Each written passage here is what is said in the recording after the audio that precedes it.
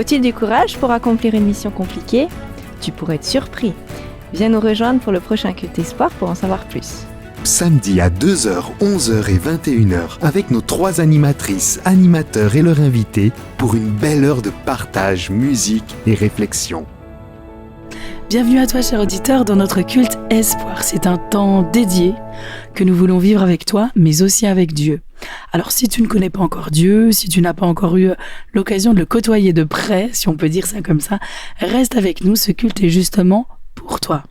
On va te présenter comment on vit notre quotidien avec Dieu, comment on prie, comment on réfléchit à certaines thématiques avec le regard de Dieu. Et pour m'y aider, des chroniqueurs sont avec moi dans ce studio. Bonjour Marilyn, bonjour Stéphane. Bonjour. Merci d'être avec moi, vous allez m'aider, ma voix n'est pas encore tout à fait rétablie. J'y travaille. C'est en tout cas un plaisir d'être ensemble et nous accueillons le pasteur Pierrick Avelin. Bonjour Pierrick. Bonjour. Comment vas-tu ? Ça va très bien, merci de me recevoir. Super. Alors, certains auditeurs te connaissent déjà parce que tu es, on peut dire, un habitué du Culte Espoir. Hein, tu es déjà venu quelques fois. Hein. Je suis déjà venu quelques fois, mais ça faisait un petit moment que j'étais pas revenu. D'où l'invitation. Alors, est-ce que tu pourrais peut-être te présenter pour les auditeurs qui ne te connaissent pas ? Oui, alors je suis pasteur pas loin de Lausanne. Je me suis occupé jusqu'à présent principalement de la jeunesse. J'ai eu plusieurs églises. Je suis marié à Sabrina et j'ai une petite fille, Eliora, de 5 ans et demi. Super. De quoi est-ce que tu vas nous parler aujourd'hui Alors, je vais vous parler d'un homme dans la Bible qui a dû sortir de sa zone de confort et je crois qu'il a dû sortir très loin de sa zone de confort et je vous propose qu'on puisse regarder ensemble jusqu'où ça allait, comment ça s'est passé pour lui, comment ça s'est passé avec Dieu et peut-être voir si on a quelques pistes sur savoir ce qui s'est passé après. Ah, alors moi, il y a un petit suspense là quand même. J'ai hâte de connaître la suite, merci. On se réjouit de te retrouver dans quelques instants. Mais place à notre chronique maintenant, Dieu dans ma semaine.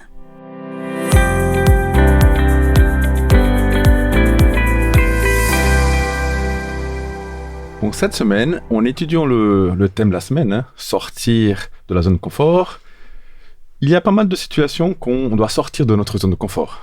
Moi, j'ai quelques-unes. Est-ce que vous avez quelques zones de confort, sortir de zone de confort que vous avez ? Pour vous, moi, j'ai changé de travail, déménagé, changé d'église, avoir d'autres projets ou d'autres choses. Je pense que tout le monde a déjà vécu ça, en fait. Bien sûr. Donc, au pasteur, on peut aussi changer beaucoup d'endroits, de quelque chose. Donc, on doit sortir de la zone de confort.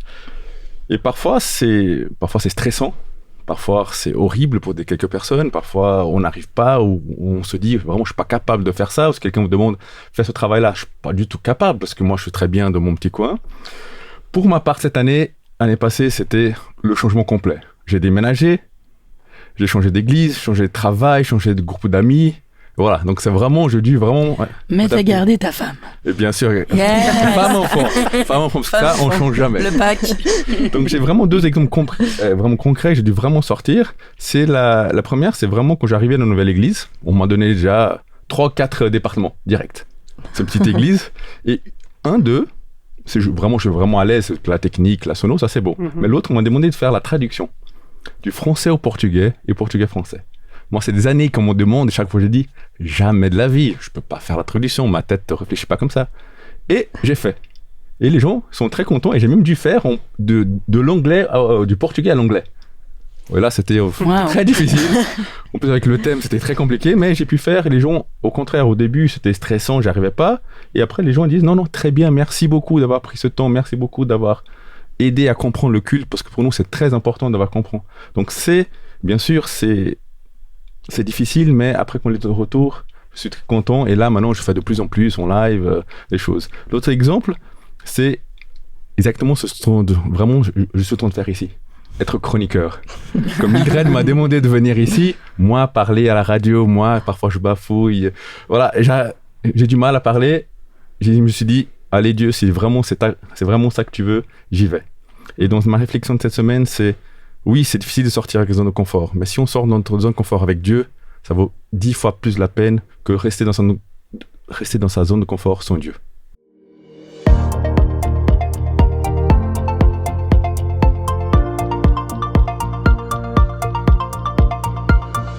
Alors Alors, la promesse du jour que je te propose aujourd'hui se trouve dans le livre des psaumes. C'est le psaume 103, des versets 6 à 8. Et en fait, elle est basée sur des caractéristiques de Dieu. L'Éternel est compatissant et miséricordieux. Il est plein de patience et débordant d'amour. Il ne tient pas rigueur sans cesse et son ressentiment ne dure pas toujours. Il ne nous traite pas selon le mal que nous avons commis. Il ne nous punit pas comme méritent nos fautes. Autant le ciel est élevé au-dessus de la terre, autant son amour est intense en faveur de ceux qui le craignent. Ah, c'est même psaume 103, des versets 8 à 11. Et pour moi, c'est une promesse qui est super précieuse parce que dans ces situations de vie où tout peut changer, comme tu nous partageais Stéphane, et voilà, où tout change, on peut peut-être des fois même se remettre en question sur certaines situations, on a des choix à faire, et bien de retrouver ce texte où on nous parle de comment Dieu est, ses qualités, c'est même avec ces mots-là qui se présentent à plusieurs fois dans l'Ancien Testament, c'est rassurant et c'est précieux. Aussi pour peut-être corriger un petit peu certaines images qu'on peut avoir de Dieu et qui peuvent ressurgir dans ces moments difficiles.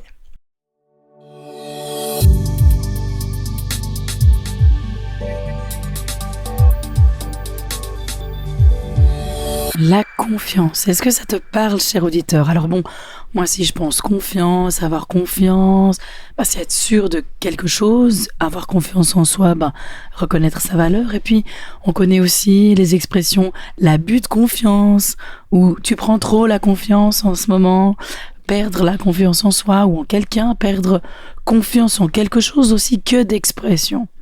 Alors laisse-moi t'amener au travers de quelques chants vers ces questions de confiance. Le tout premier chant que nous allons entendre est du groupe malgache Anaya et il a pour titre « J'ai confiance » et il parle de notre confiance en Dieu.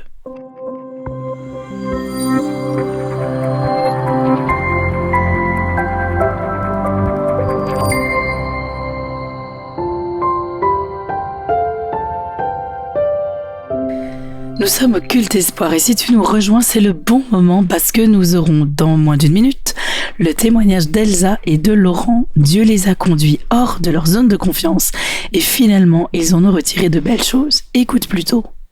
Il y a à peu près 1 an, on a eu à cœur de lancer un projet qui était de faire un concert de louanges avec un orchestre symphonique de 50 musiciens. Mais aussi avec effectivement des instruments plus modernes pour mettre en avant un répertoire tout particulier, celui qui touche à la musique chrétienne, musique gospel, musique chrétienne contemporaine. Le début de l'aventure, c'était qu'on devait trouver un partenariat. On a contacté une web radio, Advent Life, en leur disant voilà, on veut faire un concert. Même, Advent Life Media. En leur disant on veut faire un concert avec un orchestre de 50 musiciens et 10 chanteurs. Est-ce que vous êtes partants? Ils nous ont dit oui, c'est super, on vous suit. Mais on n'avait pas les 50 musiciens. Donc on a contacté ensuite les leads et là ils ont tous dit oui, super, on y va. Ça devait commencer à peu près au mois de mai. Au mois de novembre, on commence à recruter les musiciens et là, on a 10 musiciens qui répondent à peu près présents. Donc là on se dit on est en décembre, en janvier on a la première répétition, donc on a prié, on a lancé une pub sur les réseaux et là j'étais assez déçue parce qu'il n'y a qu'une personne qui a répondu.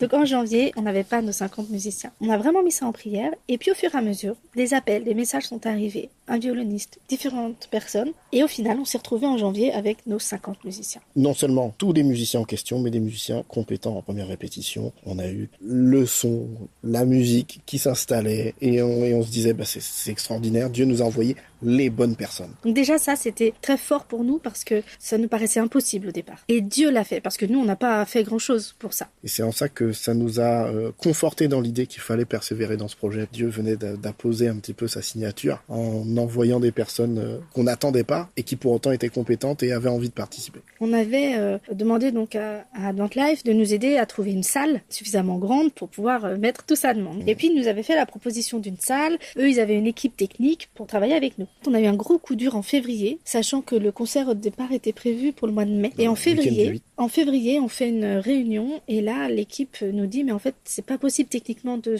faire le concert dans la salle que l'on a prévue. Donc là, ils nous disent c'est trop compliqué. En plus, nous, autant de monde, c'est trop compliqué pour nous de le faire. Donc c'est pas possible. Donc on se retrouve là avec plus de salle, plus d'équipe pour nous accompagner sur le concert. Les musiciens, par contre, toujours là et motivés. Et donc là a commencé vraiment un chemin auquel on n'aurait jamais pensé parce que on s'est mis en prière et on se retrouvait avec 60 personnes qu'on a mobilisées qui étaient prêts, qui voulaient le faire, et puis on n'avait pas de lieu pour faire le concert. Pendant tout ce temps, les répétitions ont continué. On les a tenues aux dates prévues. Pendant ce temps-là, nous, avec Laurent, on devait écrire toutes les partitions. Donc on passait tout notre temps libre, tout ce temps-là pour écrire. Ne sachant pas où on allait interpréter tout ça. Le concert allait pouvoir se faire. Quand on allait en répétition, on était stressés parce qu'on disait mais qu'est-ce qu'on va dire aux musiciens? Comment on va faire pour leur dire allez, on répète, mais par contre on n'a toujours pas de salle. À chaque fois, quand on les retrouvait, eux nous disaient mais nous on vous suit, nous on sait que Dieu va nous ouvrir les portes. Alors c'est le message qu'on leur donnait aussi. Voilà, on fait confiance, on a confiance, on sait que Dieu nous conduit. Mais c'est pas facile dans cette posture-là en fait, d'être le responsable, celui qui mène le projet. Oui, je crois que Dieu va nous ouvrir les portes, qu'il va nous donner une salle, mais en même temps on voit pas forcément les choses venir. Oui, je sais que Dieu va nous donner une salle, mais quand même, on la voit pas. Puis, de l'autre côté, ceux qui organisent avec nous étaient aussi à nous dire on vous suit, on est là, on y croit aussi. Notre concert était prévu pour le week-end du 7 mai et en avril, on n'avait toujours pas de salle. Un samedi où avec Laurent on a pris encore plus le temps de prier. Là Dieu nous a indiqué à Laurent qu'il fallait qu'on parle à Marie-Christine du problème de salle. Ce jour-là on allait voir un ami évangélique et sur la route l'esprit me dit il faut qu'on lui parle du problème de salle. On lui parle et il se trouve que depuis le début moi je pensais à une salle, une grande salle en région parisienne, un centre chrétien, MLK mais j'étais pas sûre que c'était la bonne salle. Donc je demandais à Dieu qu'il me confirme que c'était ça avant de se lancer. Donc ce jour-là on parle à cet ami évangélique du problème de salle, mais je lui parle pas de mon idée. Et lui nous dit écoutez, il vous faut une salle avec une scène de telle dimension. Et puis il ajoute par contre n'allez pas à MLK, la scène est trop petite pour vous. Alors là, on reçoit ça avec Laurent, on se dit là, Dieu est clair, c'est pas cette salle-là. Et le lendemain, on a répétition avec les musiciens. Puis là, il y a un des musiciens qui vient me voir et qui me dit, écoute, ça fait un moment que je pense à MLK, mais je t'en ai pas encore parlé. Là, je me dis, mince. Alors là, c'est la confirmation que j'aurais reçue, et sauf qu'on vient de me dire que c'est pas ça. Puis une autre amie, qui était pas dans le projet, me dit, mais t'as pensé à MLK pour le concert? Donc là, on se retrouve avec Laurent le soir de la répétition. Pas trop sur quel pied danser. Voilà, on sait plus quoi penser, et puis on n'a pas d'autre perspective en fait. Sur la route, Laurent me dit, écoute, je pense à quelque chose, c'est que Marie-Christine, avec son groupe, elle a fait un concert à l'Opéra de Massy. Et puis mon ami, là, qu'on a vu aujourd'hui, a travaillé à l'Opéra de Massy. Tous les deux, on se dit, mais MLK a une église et une antenne à Massy. Là se joue quelque chose qu'on n'aurait jamais imaginé, c'est qu'on se rend compte que peut-être Dieu nous amène à penser à l'Opéra de Massy parce qu'on doit faire le concert là-bas. Quelques mois auparavant, on n'aurait pas été prêt à entendre ça, on n'aurait pas compris. Trop grand, trop impensable. En fait, nous, on est habitués à faire des concerts dans nos églises que l'on connaît. Et là, on comprend que Dieu nous amène à se dire, c'est à l'Opéra de Massy. Il faut dimensionner les choses différemment. On contacte Marie-Christine, justement, qui devait être mandatée pour contacter les salles. Et on lui dit, écoute, il faut contacter l'Opéra de Massy. Et là, elle nous dit, oui, ok, d'accord, très bien. Alors par contre, je me suis renseignée, les opéras, c'est que pour les professionnels, donc c'est pas possible. Donc on va chercher d'autres salles. Et après avoir prié, on lui dit, non, Dieu nous a indiqué ça, il faut demander. Donc elle a appelé et elle nous a contacté très vite en nous disant mais écoutez, c'est incroyable, l'Opéra de Massy est d'accord. Alors là, on n'en revenait pas. D'autant que les personnes qui sont dans le milieu professionnel nous disaient tous mais c'est pas possible. Pourquoi Dieu nous amène à aller faire ce concert dans cette salle-là? D'autant qu'on fait clairement de la musique chrétienne. Et ce que l'on a compris en fait avec cette expérience, c'est que Dieu nous demandait de partager avec les gens ce qu'il nous donne. Et nous donne de la musique. Et que c'était ça qu'il voulait qu'on puisse faire. Finalement, on a dû repousser la date du concert parce que la seule date disponible avec l'opéra, c'était en juin. Le 24 juin. Donc on a dû repousser ça. Donc là, ça a été compliqué encore parce que on a perdu des chanteurs qui étaient plus disponibles, on a perdu quelques musiciens, des musiciens importants, pianistes, guitaristes, etc. Donc on a dû recruter de nouvelles personnes. Et là encore, c'est Dieu qui a agi en fait. Et chaque semaine, on a eu des problèmes, mais des gros problèmes. C'était à un moment donné, ah oui, mais pour réserver la salle, il faut la payer cash, 6 200 €. Mais nous, on n'avait pas ça dans la poche, même avec Advantage. Enfin voilà, chaque semaine jusqu'au bout, il y a eu des problèmes. Mais Dieu a été là. Après ce concert qui s'est très bien passé, à guichet fermé. À guichet fermé, la salle de 800 places a été remplie en à peine un mois. C'est que nos amis d'Advantage nous ont dit chacun, c'est fou, on a appris à marcher par la foi, à faire confiance à Dieu. Nous aussi, on a eu besoin d'eux, en fait. Il y a des moments où nous, on doutait, et eux nous ont dit, mais on fait confiance à Dieu, on y va par la foi. Ça a été vraiment sortir de notre zone de confort, parce que on n'avait pas la visibilité, on n'avait pas forcément les solutions, mais on continuait à travailler. On continuait à travailler. On a lancé un crowdfunding pour avoir les sous pour payer la salle. On a fait la pub, on n'avait pas encore signé le contrat de la salle, et on disait déjà aux gens, on va faire un concert à l'Opéra de Massy. Presque, d'un point de vue humain, mettre la charrue avant les bœufs, mais c'était surtout avancer par là. Alors Pierrick, sortir de sa zone de confort, de sa zone de confiance, on veut en savoir plus. Alors, je vais essayer de vous en dire un petit peu plus pour peut-être voir si vous devinez. Peut-être que avec ce thème de sortir de sa zone de confort, vous avez déjà un ou plusieurs exemples de personnages qui pourraient vous venir à l'esprit si vous connaissez certaines histoires de la Bible. Peut-être un autre indice, son nom veut dire colombe. Alors peut-être ça aide pas. Mais c'est vrai que quand on pense à l'animal de la colombe, on pense à la paix, l'espoir, la pureté. Et si vous deviez donner un personnage qui colle à la colombe, vous donneriez peut-être un personnage comme Gandhi, Martin Luther King, l'abbé Pierre ou je ne sais quoi. Et pourtant, le personnage que j'aimerais qu'on puisse regarder ensemble, que j'aimerais partager avec vous, c'est le personnage de Jonas. Son nom veut dire colombe. Donc assez étonnant quand quand on connaît son histoire et ce qui s'est passé, ce personnage un peu rebelle qui a pas toujours voulu suivre ce que Dieu lui avait demandé, un peu une tête brûlée, on pourrait dire. En tout cas, c'est pas le personnage à qui on se comparerait. Et pourtant, Jésus s'est comparé à Jonas. Et pourtant, les spécialistes de l'Ancien Testament disent que l'Ancien Testament ne serait pas complet si le livre de Jonas n'était pas dedans. Donc peut-être une importance qu'on sous-estime avec ce personnage et ce livre, et c'est ce que je vous propose qu'on puisse regarder ensemble, de découvrir un peu qu'est-ce qu'il a dû vivre, à quel point il a dû sortir de sa zone de confort. Et alors on va pas lire tout le livre ensemble, mais je vais quand même vous retracer un peu le récit. On est au 8e siècle avant Jésus-Christ. On se trouve sous le règne d'un roi qui s'appelle Jéroboam II, et c'était un siècle qui était assez turbulent dans la région. Mais venons-en à l'histoire maintenant directement. Le récit commence de manière un peu brutale. Si vous lisez le chapitre 1, verset 1, il n'y a pas tellement d'introduction, on est de suite mis dans le bain. Dieu appelle Jonas pour aller convertir un peuple, les Assyriens, dans la ville de Ninive, qui est leur capitale. On sait peu de choses sur Jonas. Est-ce que c'est son premier appel? Est-ce qu'il a eu une longue expérience avec Dieu? On ne sait pas.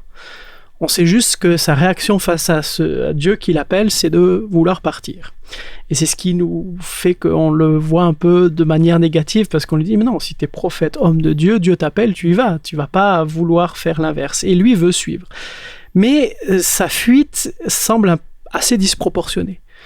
Il est en Israël de l'époque, donc vous voyez sur une carte à peu près où ça se situe. Il doit monter au nord vers Ninive, vers les Assyriens, et puis lui veut partir à Tarsis. Tarsis, on pense que c'était au sud de l'Espagne, donc à 7600 km de là. Donc on se dit, ça semble assez ridicule. Il aurait pu aller en Égypte, il aurait pu partir dans des... Enfin, il veut vraiment partir à l'autre bout du monde connu à l'époque, puisque le bassin méditerranéen, on connaissait peu de choses assez autour. Et on se dit, mais c'est ridicule, pourquoi est-ce qu'il veut aller aussi loin? C'est un prophète, il est censé obéir à Dieu. Mais je crois que si on regarde un peu le contexte, on peut peut-être arriver à comprendre à quel point ce que Dieu lui demande est loin de sa zone de confort. Il faut voir la tâche déjà que ça représente. Première difficulté, c'est que Dieu lui dit, tu vas à Ninive. Ninive, c'est 900 km de là. Il doit d'abord faire un voyage de 900 km avec les moyens de l'époque. Donc, imaginez que je vous dise maintenant, tu vas partir à Madrid ou à Valencia en Espagne. Oui, enfin en voiture déjà on hésiterait, à pied ou à dos de chameau, on se dirait mais c'est quand même long, je vais pas faire 900 km et quand je devrais retourner chez moi, c'est la même distance. Et pour aller évangéliser une grande ville, et puis c'est pas n'importe quelle ville. Les Ninivites, c'était la ville la plus importante de la région, la capitale des Assyriens. Les murailles mesuraient 12 km pour une superficie de 750 hectares. Le texte biblique va nous dire qu'il y avait 120 000 habitants. Donc il doit seul aller évangéliser une ville de la taille à peu près de Berne aujourd'hui. Genève, c'est 200 000. Donc c'est comme si vous étiez deux pour évangéliser tout Genève. Donc je me dis, attends Seigneur, comment moi, une personne, je vais parler à 120 000 habitants et leur permettre de se convertir?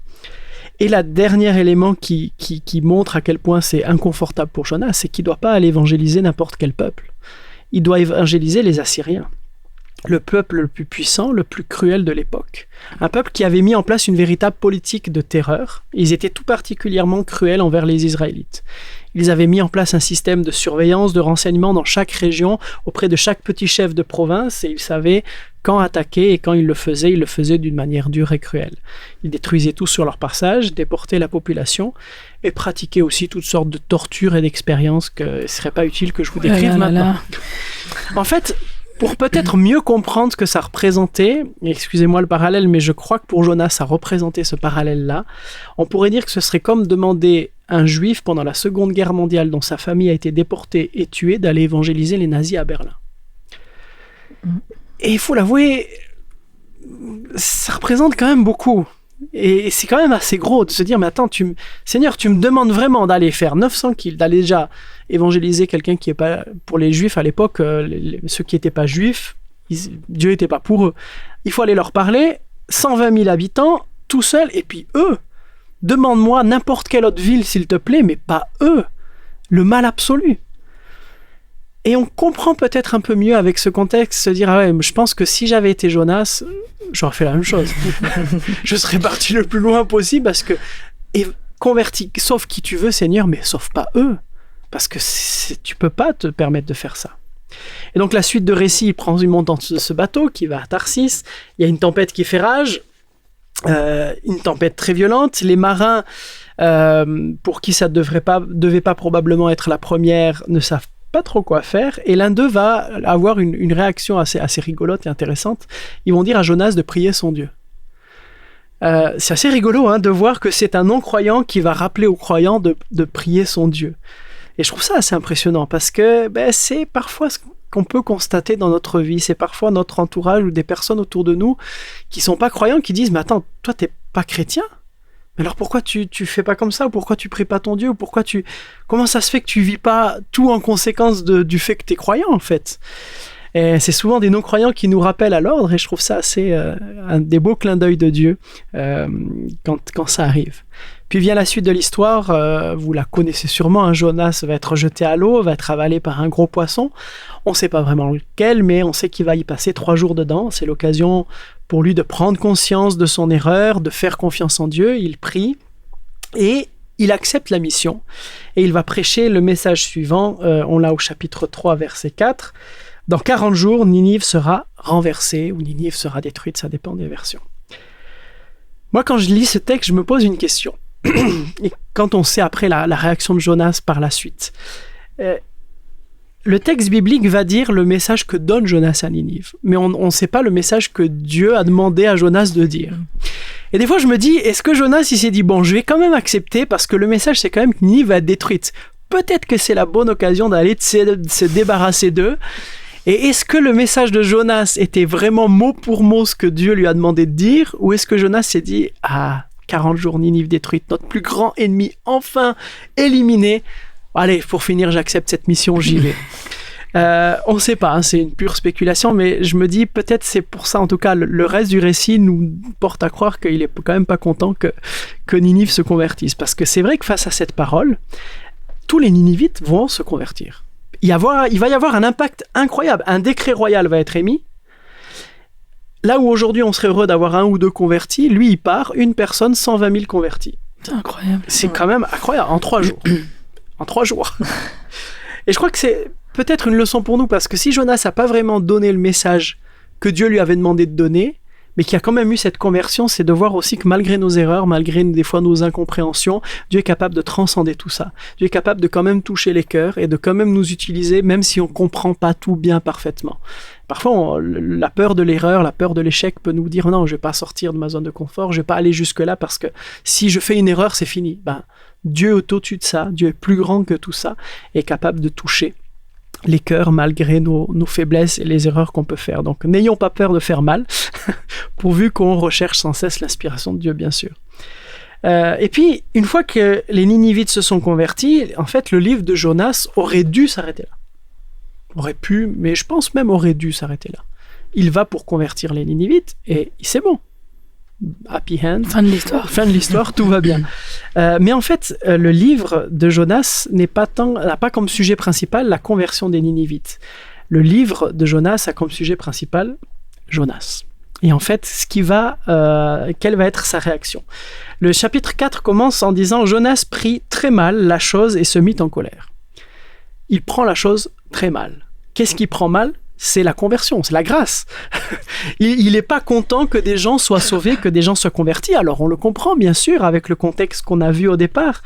Il se fâche de la grâce de Dieu. Et il va lui dire la chose suivante, c'est le verset 2. « Ah Seigneur, voilà bien ce que je craignais lorsque j'étais encore dans mon pays. C'est pourquoi j'ai fui vers Tarsis. Je savais que tu es un Dieu bienveillant et plein de tendresse, lent à la colère et d'une immense bonté, toujours prêt à revenir sur tes menaces. » Et j'aime bien parce qu'on aurait pu le dire avec d'autres mots. Moi, j'imagine Jonas comme s'il pouvait dire je savais que tu étais encore fichu de les sauver, tu les as sauvés, quoi. Tu les as pardonnés.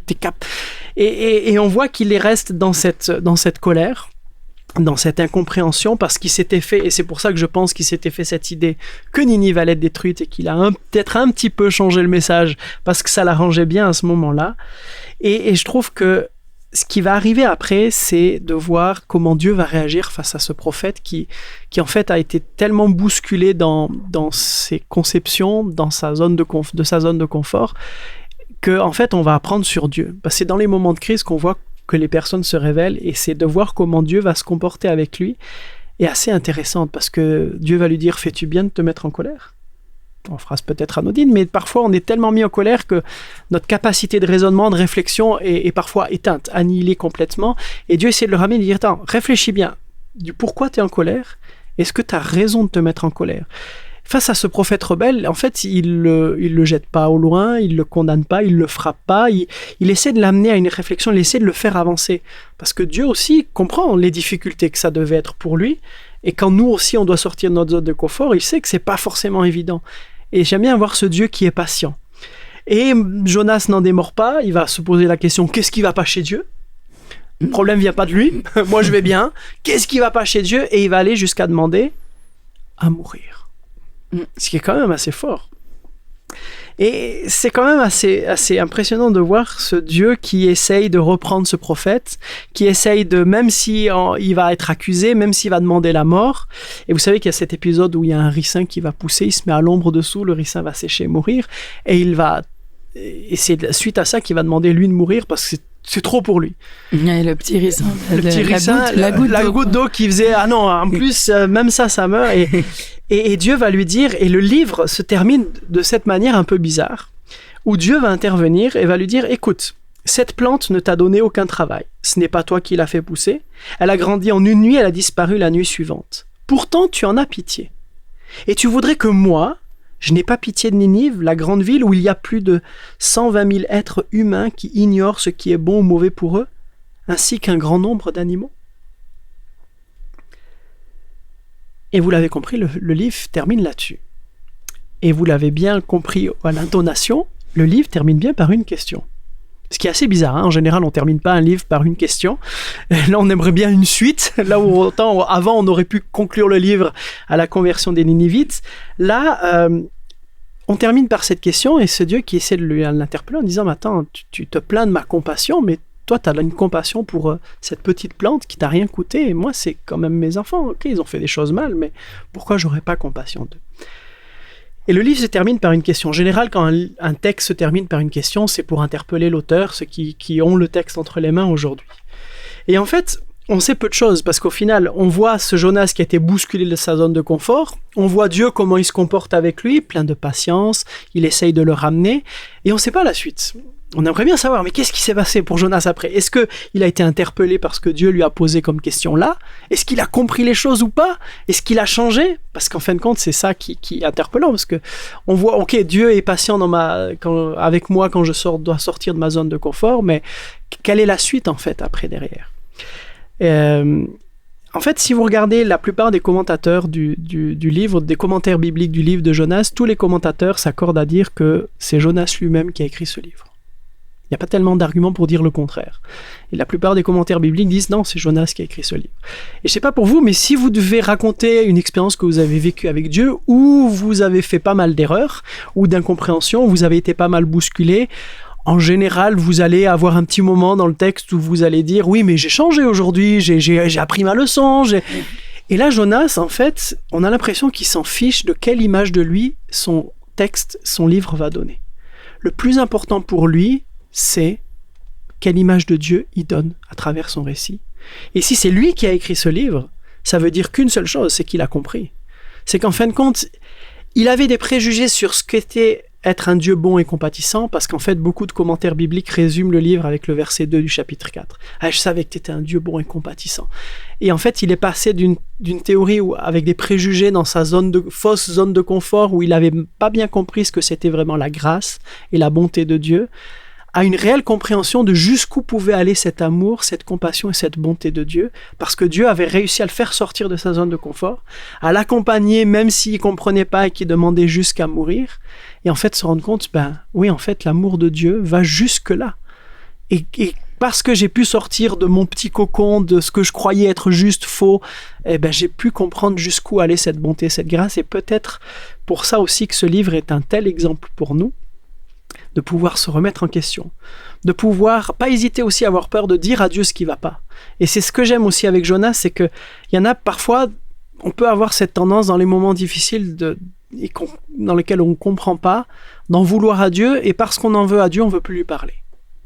Ce que j'aime à Jonas, c'est que, ou alors on s'interdit de crier à Dieu, on s'interdit de lui dire, mais qu'est-ce qui va pas chez toi? C'est quand même fort, un prophète qui va accuser Dieu.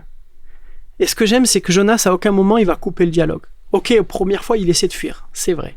Mais après, quand Dieu le rattrape, il va dialoguer, et il va être capable de dire tout ce qu'il a sur le cœur. Et parfois, souvent, je dis ça, des fois, en discutant avec d'autres personnes ou avec des jeunes, c'est dans les moments difficiles, même si ça va pas, je préfère que vous criez à Dieu, et limite que même vous le grondiez, ou vous dites, mais je comprends pas, que de plus lui parler du tout. Et parfois, c'est ça qui pose problème, c'est qu'on est vexé, on comprend pas, on est en colère, et on est révolté, et on s'interdit de crier à Dieu, on s'interdit de lui dire ce qui est dans notre cœur, alors que peut-être il vaut mieux garder ce lien, ce dialogue, plutôt que de couper la liaison. Et ce que j'aime de ce Jonas, c'est qu'il a gardé ce lien, mais surtout, dans ce deuxième temps, il a su se remettre en question, découvrir ce que Dieu a voulu lui faire découvrir, en plus d'avoir converti une ville de 120 000 personnes, ce qui est quand même un miracle extraordinaire. Et donc voilà, je vous encourage à faire cette expérience. Si vous êtes amené parfois à sortir de cette zone de confort, dialoguez avec Dieu, dites-lui ce qui va pas, et quitte à même faire comme Jonas, mais qu'est-ce qui va pas chez toi? Et puis peut-être que Dieu, vous verrez, a cette patience, c'est que c'est pas facile pour nous, a cette patience aussi de nous faire grandir, de nous amener à cette prise de conscience de peut-être qu'il y a autre chose. Et on sait pas combien de temps il a fallu entre le moment où il vit ça avec Dieu et où il a pu enfin écrire son livre. Peut-être qu'il y a eu du temps, et de laisser aussi parfois le temps nous laisser prendre conscience que on a beaucoup plus grandi en fait en étant sorti de cette zone de confiance, qu'en étant resté là dans le statu quo de nos vies. Donc que le Seigneur nous bouscule, j'espère non plus pas trop fort, mais quoi qu'il en soit, je sais que si vous êtes avec lui, en lien avec lui, ça sera toujours une expérience extraordinaire.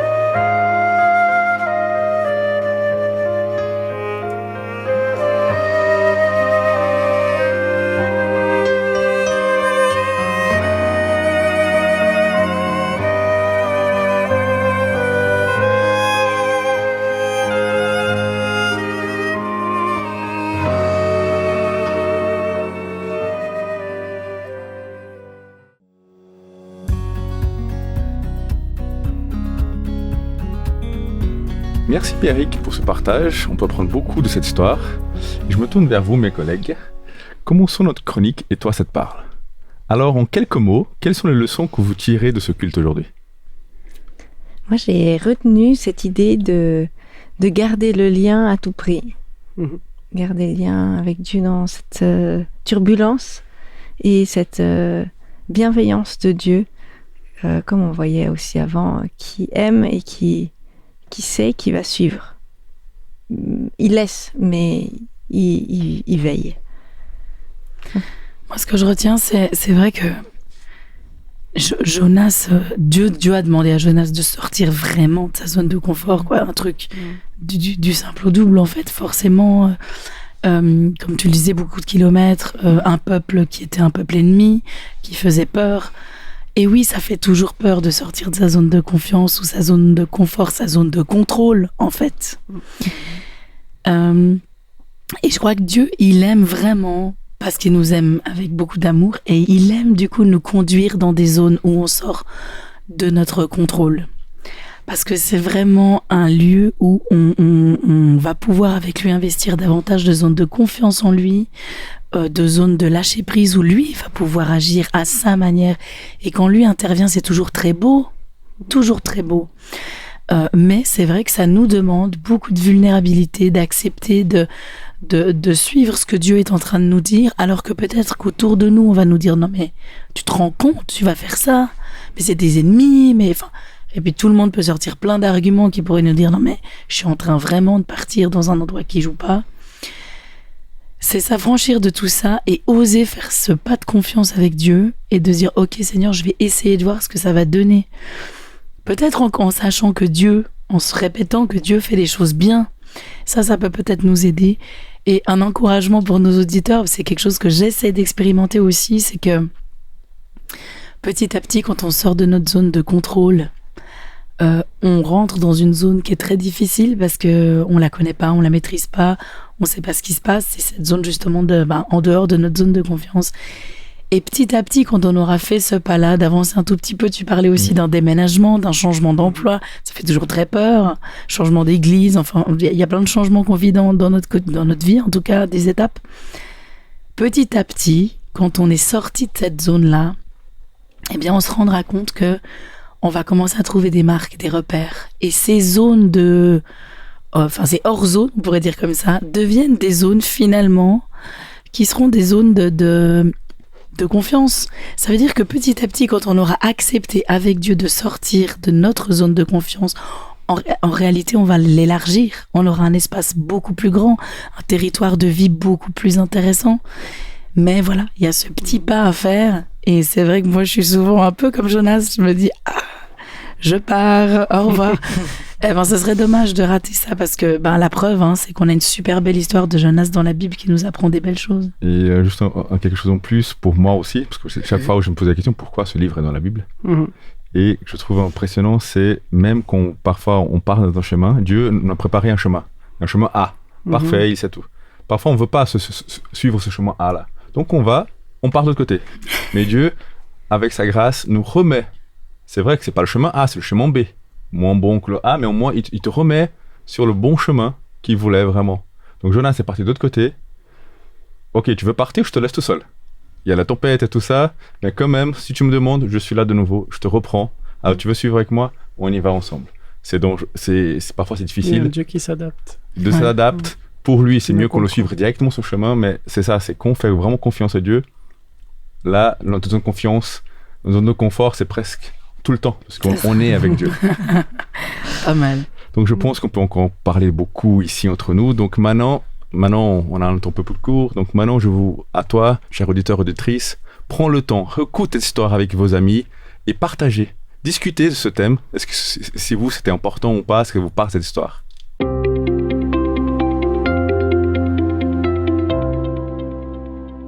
Alors, cher auditeur, tu occultes espoir et c'est maintenant le temps de la chronique Dieu dans les arts. Et cette semaine, je voudrais te partager un livre.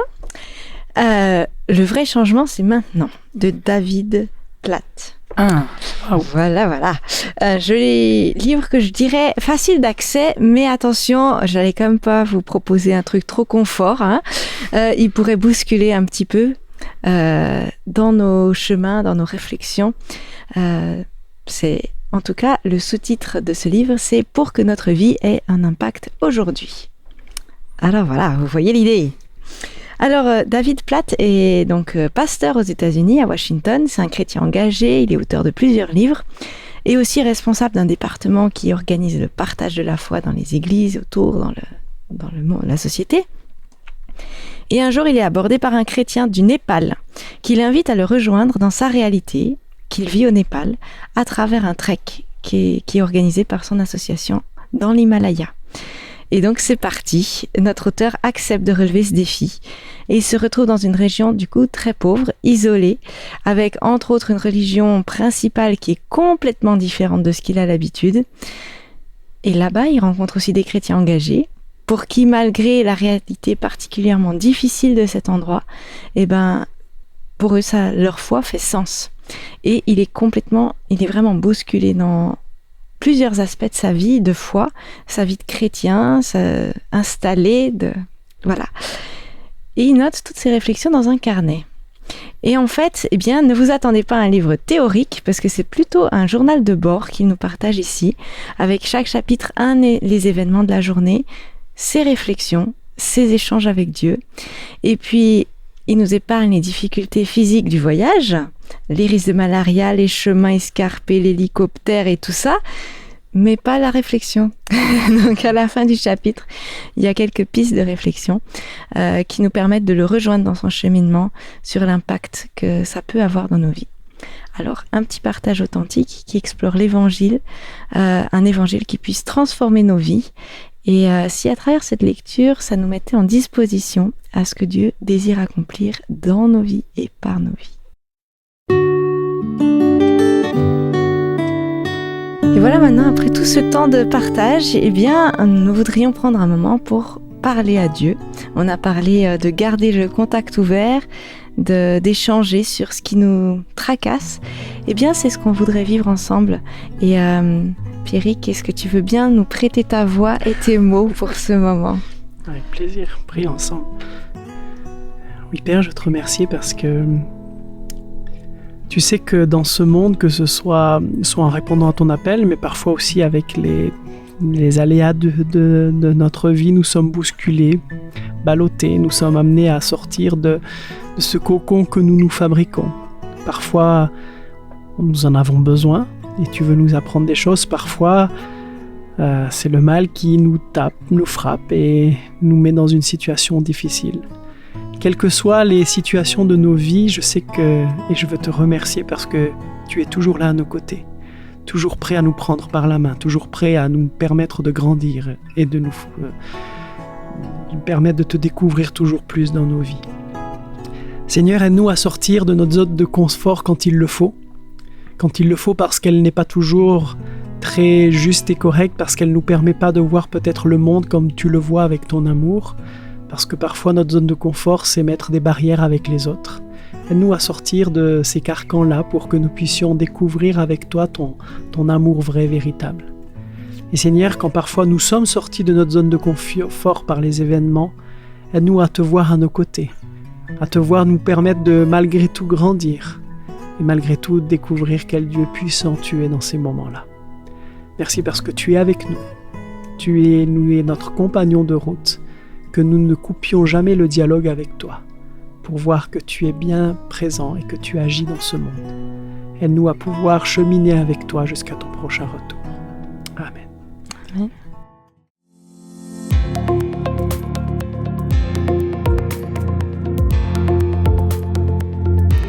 Pour cette semaine, je vais te demander d'être à l'écoute. Mais à l'écoute de quoi ou de qui ? Être à l'écoute de cette petite voix qui te pousse à agir sur les situations concrètes de ta vie. Vérifie si cette petite voix provient de Dieu ou non. Tu peux peut-être consulter la Bible, voir si ce genre de demande est en accord avec les principes de Dieu. Tu peux aussi également prier pour le savoir. Et si c'est le cas, il ne faut surtout pas la faire taire. Si tu es convaincu qu'elle vient de Dieu, écoute-la, suis-la, même si cela te pousse à sortir de ta zone de confort. Et ce sera le cas. Cela vaudra toujours la peine. À toi de jouer. Ah, mais c'est sur une très chouette action que je vais conclure notre culte espoir. Je suis heureuse d'avoir partagé ce moment avec vous qui êtes dans ce studio, Stéphane, Marilyn. Merci les chroniqueurs pour votre participation, vos chroniques qui se renouvellent de semaine en semaine quand même, hein, bravo. Merci à toi. Pierrick, merci pour ton partage biblique sur ce personnage de Jonas, reviens quand tu veux. Avec plaisir. T'es le bienvenu. Et chers auditeurs, chères auditrices, je ne t'oublie pas. Merci pour ta fidélité à notre écoute. Je veux croire que cette heure passée ensemble t'a fait du bien, t'a donné quelques pistes aussi pour cette semaine, quelques défis aussi. Peut-être un tour de studio avec un mot de ce qu'on garde de ce culte pour cette semaine. Le lien. La confiance. Lâcher prise.